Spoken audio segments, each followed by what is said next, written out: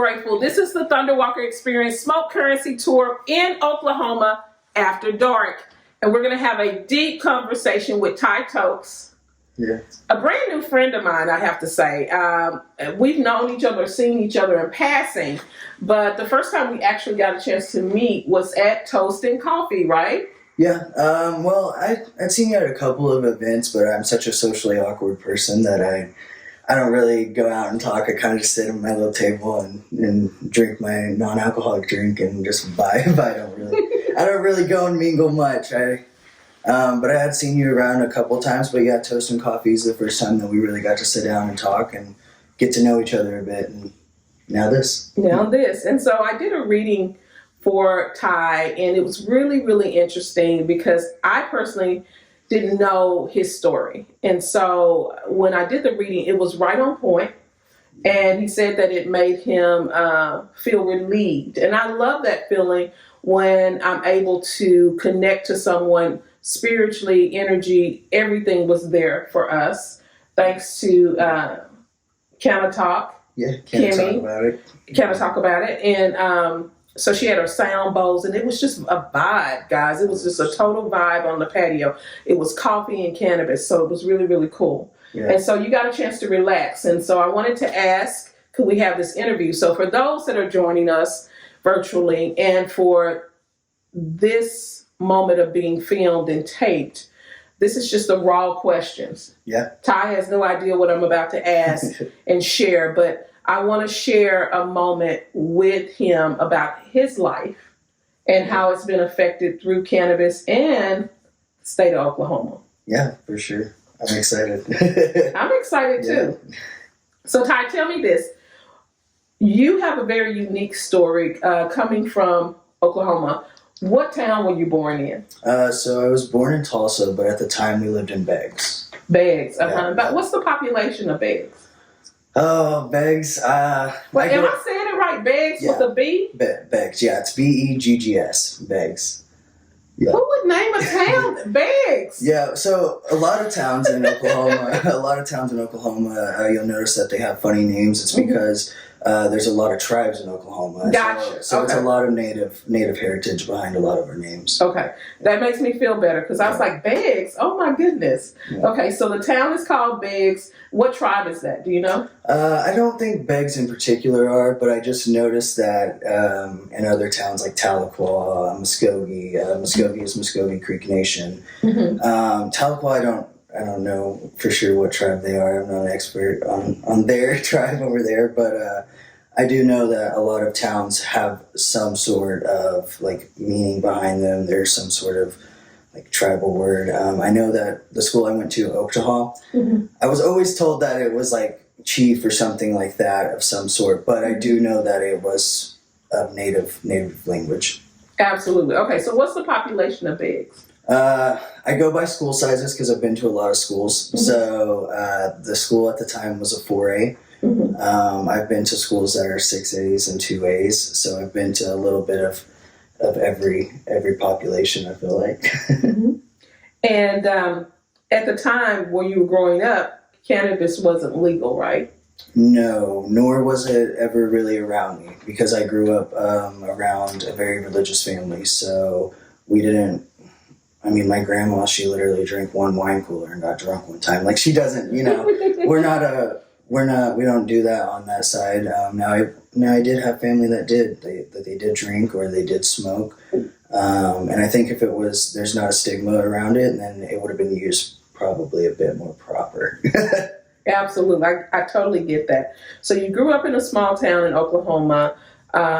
What were some of those milestones? What stands out the most to you because you're younger. So yeah. What stands out the most about your childhood? With cannabis or just in general? Just in general. I think in general, like growing up, I've moved around, right? So I've seen a lot of different spaces. I've been in a lot of different worlds, and I think as a child being exposed to those different worlds, I think that I just realized how different people were and how unaware of each other we are and each other's emotions and things that we struggle with, and we don't really see each other. And that's kind of been a message recently that I've been feeling really like supposed to talk about is I See You. And being exposed to those different worlds, I think really is like what affected my childhood the most. And I used to be really mad at my mom for that, but now it's like a funny, like killed thing that I'm appreciative of. Cool. And you said that you grew up in a single parent household. Yeah. So your mom was very instrumental, and your grandmother, because clearly with her one cooler drinking behind. Yeah, my grandma, she's very religious, straight by the book, but one of the most giving people I know, like one of the most loving people I know. She may be straight and narrow, but God, she knows how to love somebody. So when did you first try cannabis? When I was 18, spring break. Mm-hmm. Or no, I'm a liar. It wasn't spring break. It was New Year's Eve. My partner at the time, we hung out with her big sister, Mm-hmm. and she gave me a dab. Oh, cool. Yeah. It was a very cool way to be like celebrating and just letting loose and trying something new. It was a bit intimidating at first, but it definitely opened up my mind to a couple things, which I was appreciative of that experience for. So I'm going to get more into just your life in general. When I first met you, your energy was just really, really warm to me, and I was really excited to know additional people in Oklahoma. I thought you were an artist, to be honest with you. I really, really did, because you just have an art aura. So, how do you create? How do you show your expression? I used to do a lot of like content creation, and I still do content creation. I'm still working on it and planning things. But really, I think my art is just to go out and be proud of people and shed like a light on like it's okay. And I think that my art is just being me. I've always said that the best opportunity that life has given me is the opportunity to be authentically me. And so I share the raw, the bad, the ugly. I've shared everything with with my platforms, and maybe that is the art, is just being yourself. I absolutely love that. I was scrolling through my feed one day, and I came across your page, and you had put up a reel. And I didn't understand it at first because it went through really quick. And so it was a video of you as a woman, and it disappeared, and then it became you as a man. So tell us a little bit about what made you post that and tell your story, and how did that transition go? So I posted it because there's a lot of other folks like me in the world that are just afraid of, like I said, being themselves and being authentically them. And so I think that my transition is one of the best ways for me to express that, because you genuinely get to see me transforming into my best version. And that may not be what somebody else wanted me to be, do, or look like. And so I posted it to show people that like it's okay just to break through all that and just be you. And yeah. I love that. So did cannabis help you through your progression of transitioning? 100%. I struggle with mental health and suicidal thoughts and a lot of other things. But cannabis really helped me evolve and open up my mind. When you are raised to think a certain way constantly, and that's kind of like forced into you, whether that be just by people spewing opinions all the time, or religions that you may practice, or just the world that you grew up, whatever their perception is, that's kind of like what you have to think. And so cannabis really got me out of that, of I have to think that, because like I get to make the choice. At the end of the day, I get to write my own story. Absolutely. So did cannabis take away some of your anxiety? Is that what you're saying? Yeah. I think cannabis just, it took away the fear of caring about what other people thought. And then I also, like I said, struggled with suicidal thoughts, depression. Mm-hmm. When did you know you were a man? As soon as I was like, I want to say 7, I was sitting in my dad's truck. It was a little red truck, and I remember sitting at the steering wheel, and I was shirtless because when you're young, girls can be shirtless. You know, it's not like this weird thing. And so I was shirtless, hanging out, and I just was like remembering me thinking I was a boy. And so at the time, I didn't like, you know, at the time you're like, okay, you're just picturing yourself as a boy, like you're a child. You don't really, I don't know.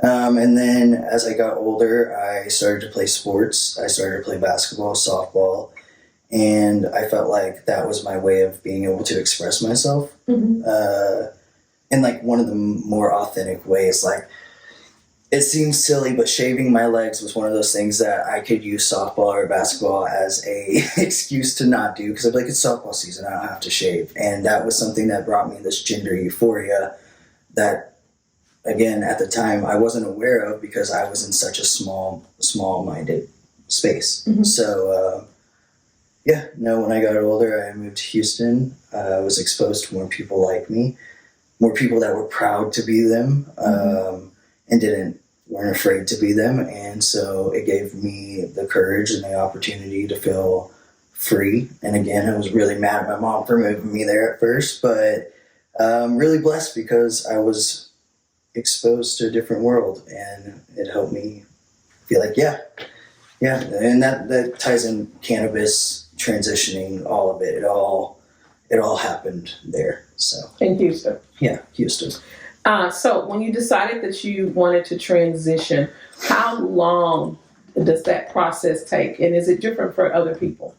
Everybody's journey is different. So there's some people that they might transition for years. There's some people that might decide to get off of hormones, or may not ever take hormones. There's some people that their gender is just as valid if that's how they present, and they don't want to be on hormones, and you don't have to be. I don't know. As a trans person, I think that your transition is just yours, and there's not a timeline for it.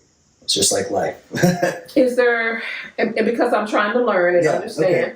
So when you start going through, or you or anyone start going through transition, is there a period where you decide to stop, or does the health professionals help you decide when you stop? When do you know, hey, this is the point that I'm at? You know what I mean? So there isn't.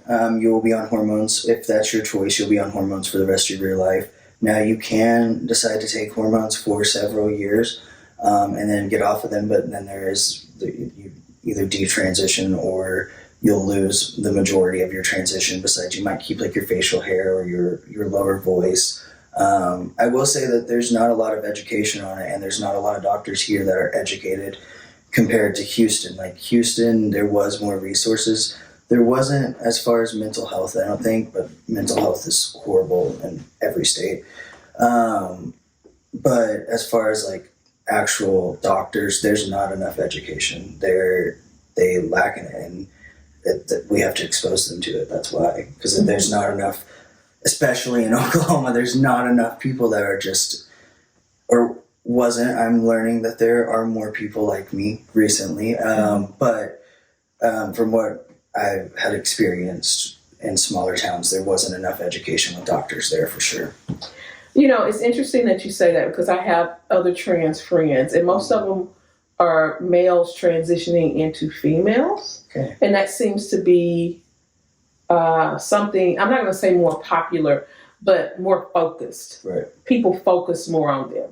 Yeah. Do you feel that's an issue for someone that is born a biological female? Is it still a little bit of discriminatory that we're not focused on helping women that are born that see themselves as men, as much as we're willing to help men that are born to see themselves as women? I'm just asking. No, I think that it's the same thing with cisgendered people. There's not enough people that are advocating for women, and as a person that is a trans man and blends into the city, if I'm in an area that people know me, it is a bit rougher, but when I'm in the city and I blend in, I don't experience near as much discrimination as a trans woman would. And I think that it's because there you get to a point that you do blend in a bit more, and there are a lot, but during that transitional point of a male to a female, it feels like people are just more harsh towards those people, and I don't understand it. It's just, like I said, it's just like cisgender people. So like how women struggle with not feeling heard or seen, or even having like catcalling and stuff like that, and those kinds of things. You guys struggle with that, or more female passing people, they struggle with that, and so I think that it's harder. It is harder. So cannabis is really good for, and CBD is really good for pain and things like that. So when you're transitioning and having, because I have a couple of girlfriends that transitioned in, from having breast implants and all those different things surgically that they had to have done. Does cannabis also help with that too? Honestly, I haven't had a surgery, so Okay. I am pre-op. I also have all of my female biology, and so I honestly don't know. Now I do know that when I go to get my surgeries, I will be all natural. I don't take any pharmaceuticals. I have poor traumas with them. I have addiction issues, and so. And then also, I just don't like the way that they make me feel. When I got my wisdom teeth out, I went all natural, all cannabis, and I plan to do that with every surgery. Absolutely. I definitely can understand that. My girlfriend, when she got her breast done, she had no idea how much pain that was causing. And that continues now to mess with her back. Yeah. And I'm like, girl, you should have asked me. I would have told you, go down the side, go down the side. But she wanted to get them big, so she did. It's amazing how our world is becoming more accepting of a lot of different things. And you're battling a couple of things. The stigma of cannabis, because there's a stigma there, and that you're on the front lines with that. Yeah. And then also standing up for trans people. So which one is heavier for you to carry? I think any pressure is heavy to carry. As somebody that, like I said, I played sports growing up, I think that any pressure, when you have a voice, you have to learn to use it responsibly, and it is a really big pressure for any person, where humans they feel things. And so it's a big pressure on both. And I think that I want to support both equally. They're both just as passionate for me. They've both evolved my life in more ways than one. So Absolutely. What's your plan for finishing your transition? I don't have an end goal. I just see myself one day living in a van, helping people, and however I look then is how I'm going to look. I don't know. There's no end goal. It's a journey. I keep saying life's a journey. I don't know. I definitely. One of your passions is helping homeless people. How did you come up with that? So when I was younger, I lived on back roads, small town. You don't see homelessness. You see everybody helping everybody. And that's like, if there's a death in the family, you stop and you take time to cook for those people. And when I would come to the city, I would see people living under bridges. And I didn't understand that, because how can you say that your life matters more than somebody else's, to where they need to deal with those things when you have the funds, you have the ability to help them? I didn't understand that coming from a place where we literally are a family. And I think that the world is not treating each other like a family. And so I'm passionate about homelessness and just, making sure that we're taking care of our village, which is the world. Absolutely. I'm so grateful that you took the time to sit down with me and answer some questions that some people may have thought was hard for you to answer. But I actually think when I get those type of questions about who I am and things that have happened in my life, it almost frees me, because It's a growing process. It's like, oh, I can take this out the closet and I can take that out the closet. So what's something that you want people to understand that are just now coming to where you are? You know what I mean? Like the young person that's out there suicidal or angry or upset, and they're trying to figure it out. What do you want them to know? I'm proud of you. I'm proud of you for being here. I'm proud of you for being you. And I see you. Because I see it. Like, I see the struggles. I know what they're like. So I'm just proud of people and I see them. Yeah. This is going to be a question, and I don't want to offend you, but I want to ask you this question. Of course.